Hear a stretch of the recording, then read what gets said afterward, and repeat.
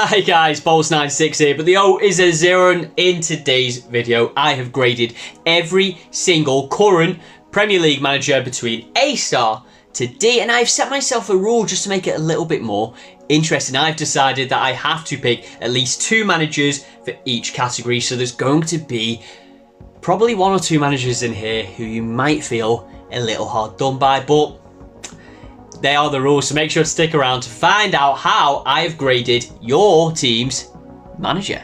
Mikel Arteta, A, starting with one of the better managers in this league. Still young and still has plenty to learn, but I tell you what, being assistant to Pep hasn't half done him some good, has it? His time at Arsenal didn't start off all that great, with very inconsistent form and a few ideas which seem to be a bit wild, usually proving to be unsuccessful. But having had the time to build his own team and still his ideas, Arteta has built one of the strongest sides in the league. The fact that they have just recently beaten City is testament to that. His tactics are usually spot on now, and his team play exactly how he wants them to play. They clearly love being under him as a manager, which shows on the pitch. Mikel Arteta, well done. You've turned things around at that club on and off the pitch, and you deserve to be graded as one of the best in the league. Unai Emery, A, the second manager in this list, and the second one that I am giving an A grading to. Some people don't pay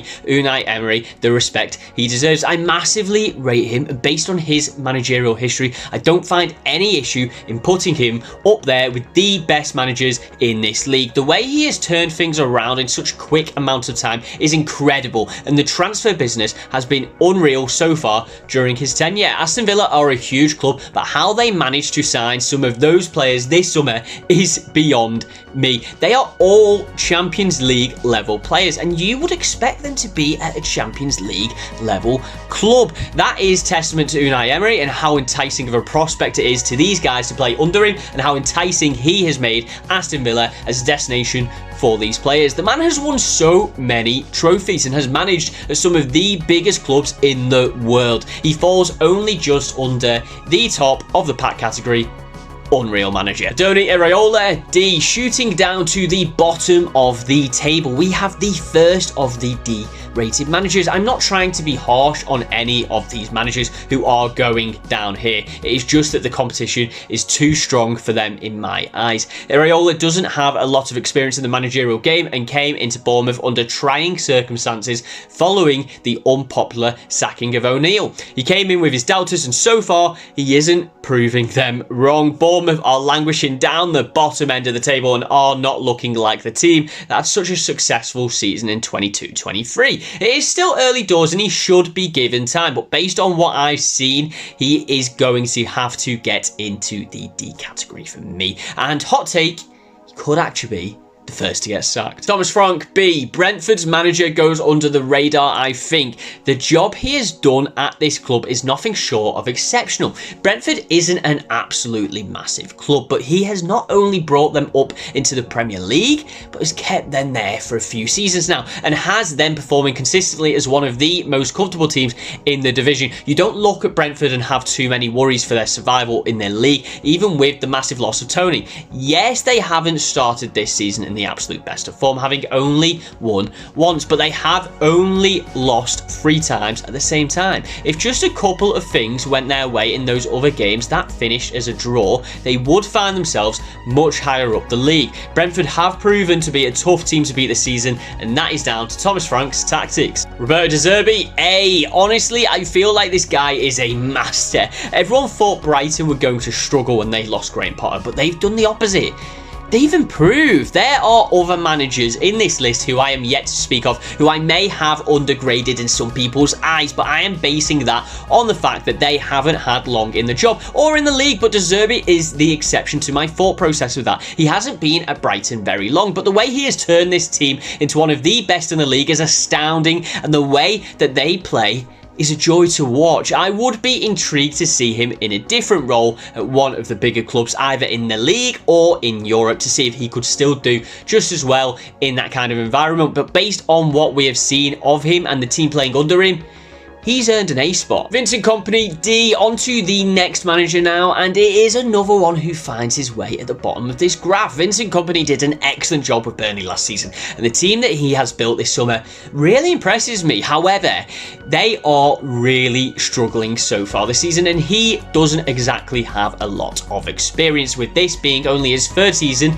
in full-time management. I think the makings are there for a really good manager, and given more time, I think he could prove to be up there with some of the more decorated managers in the league. But for now, I've just got to see more from him to convince me that he deserves to be graded any higher than this. Mauricio Pochettino, B. Now then, this could be quite controversial. I know Mauricio Pochettino has a lot of admirers, and a lot of people think he is one of the best managers around.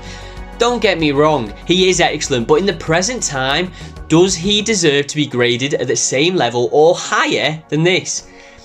I don't think so. He overperformed at Southampton, and he did have some very good times at Spurs, but I think people forget that his Spurs tenure was quite inconsistent, and ultimately it didn't end very well. The fact that they didn't manage to win a single trophy during his time there also is rather damning. His time at PSG came under scrutiny as well for not being as successful as expected.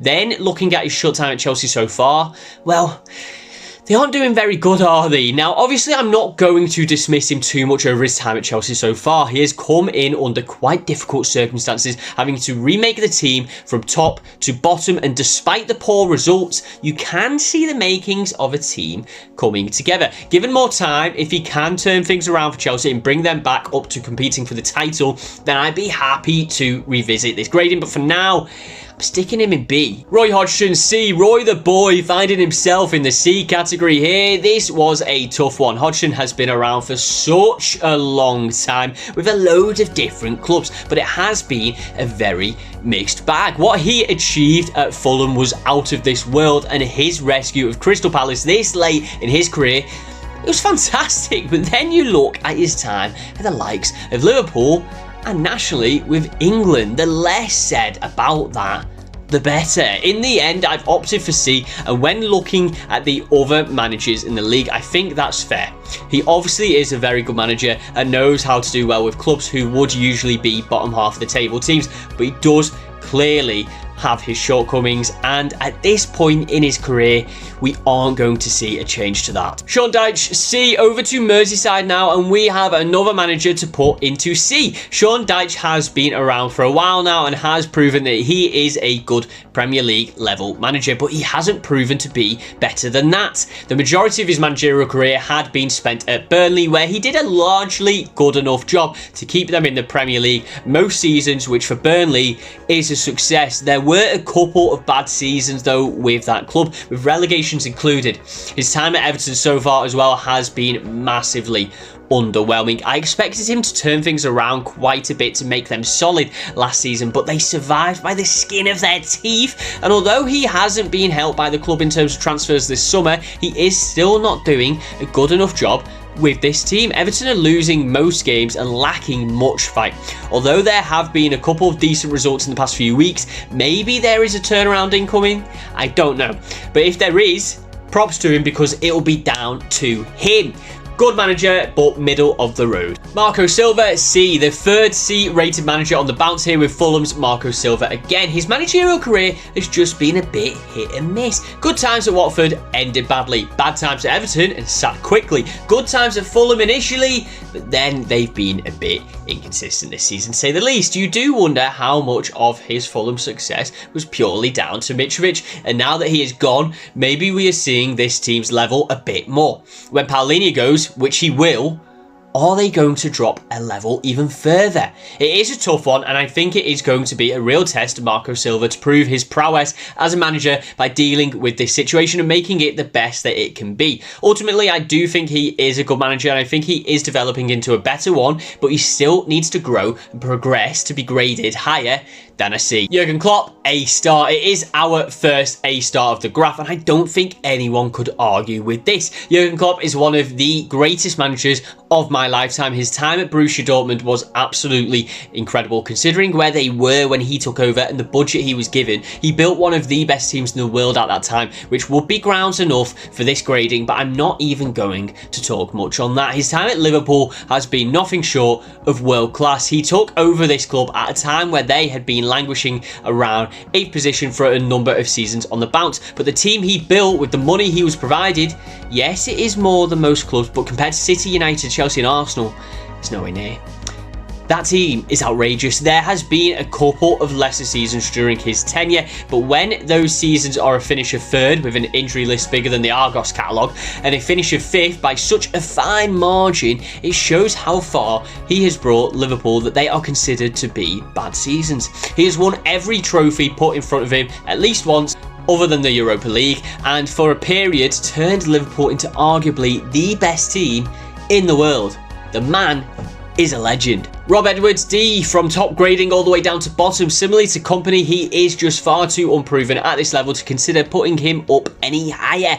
The guy is clearly a good manager and has done well with Luton to get them into the Premier League, but we are talking about top level managers here, and I just don't think he is quite that at this moment in time. Luton are a small club with limited resources, so I wouldn't expect any blame being put on Rob Edwards for them having a tough season. It's very much to be expected. If he pulled off a miracle and kept them in the Premier League this season, then he would instantly earn an increase to this grading, but at this point in time, from what we have seen, I've got to put him in at the bottom. Pep Guardiola, A star, straight back up to the top grading, and once again, no surprises here. The most decorated manager there has been for around 15 years. There is no way Pep Guardiola could be anything less than an A star grading. The man has won 11 league titles, 15 domestic cups and 3 Champions Leagues. That is absolutely unprecedented, and he has earned the right to be regarded as the best manager in the world. There is the argument of whether he could do it at a club with less resources than Barcelona, Bayern and City, and if I'm being honest, I do also wonder this. I personally don't think he could have done as good of a job as Klopp has done at Liverpool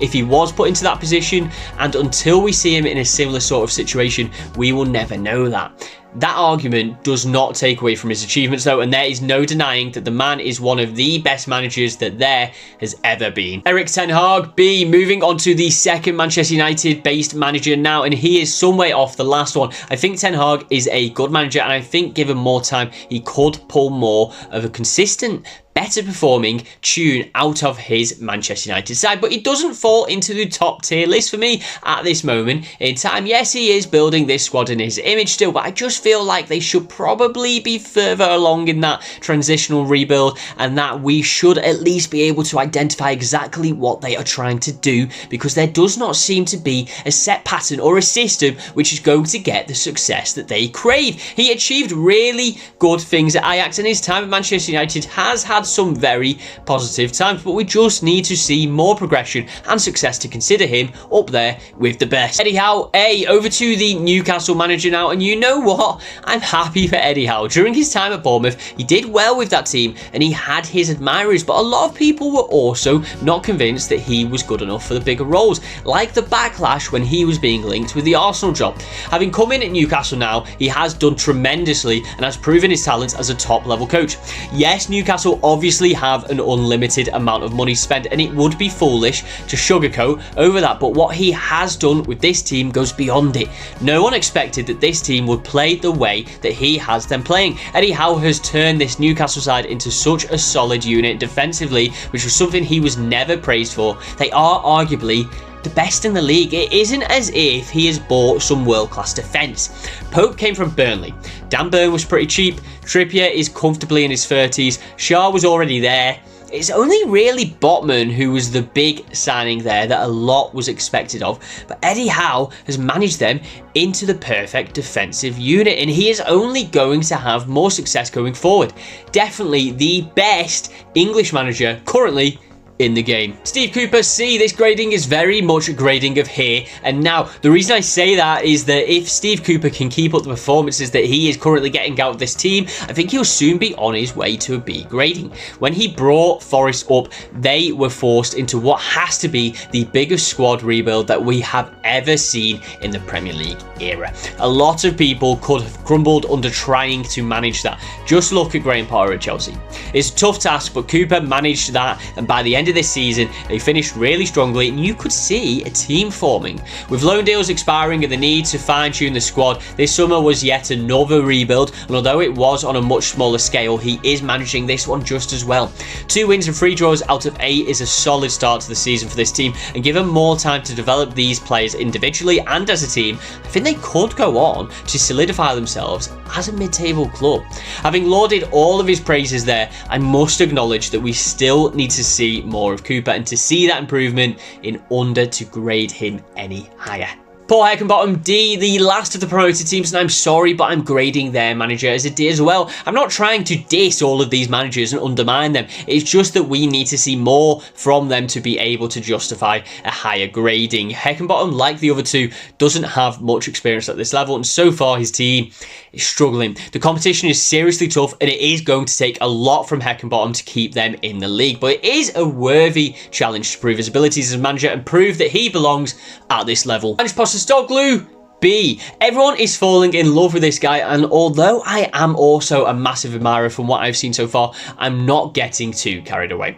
Other people will probably be saying he deserves to be in the top 2 gradings based on the start of this season, but he is yet to prove himself at the same level in my eyes. I want to see this level of performance from Spurs on a consistent basis over a longer period of time before I consider grading Postecoglou higher than a B. The guy came into Celtic largely as an unknown, but he was absolutely fantastic there and restored the faith back in the Glaswegian club.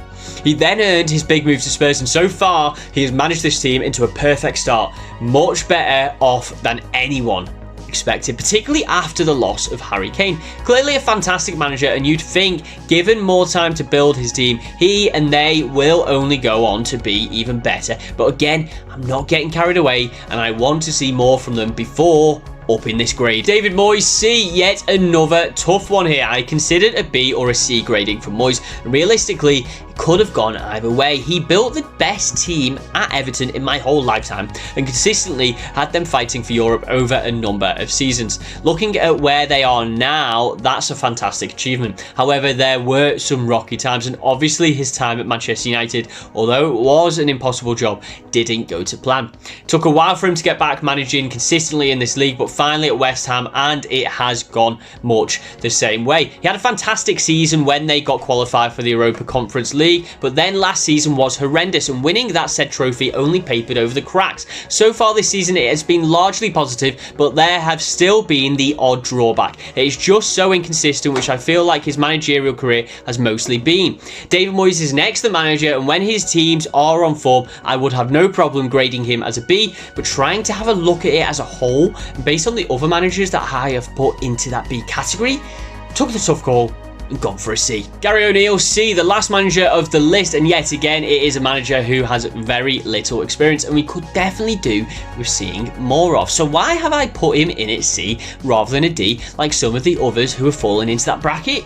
Because of what he achieved at Bournemouth last season. Everyone had that team getting relegated, but to be drafted in partway through the season as a caretaker and then offered the job permanently, and to have achieved the position that Bournemouth finished in last season, the man did an incredible job. The decision to sack him was an absolute mad one, and the uproar from football fans generally perfectly shows why this man deserves to gain a spot with some of the other managers who find themselves in the C category. Wolves are probably playing better than they have any right to be after that horrendous transfer window, and I'll be interested to see how he manages them for the remainder of the season. And there we have it, guys. That is how I graded every single Premier League manager. If you liked what you watched, please do remember to like, comment and subscribe, and let me know down there in those comments what you thought of my gradings. And please do check me out across all of my other socials.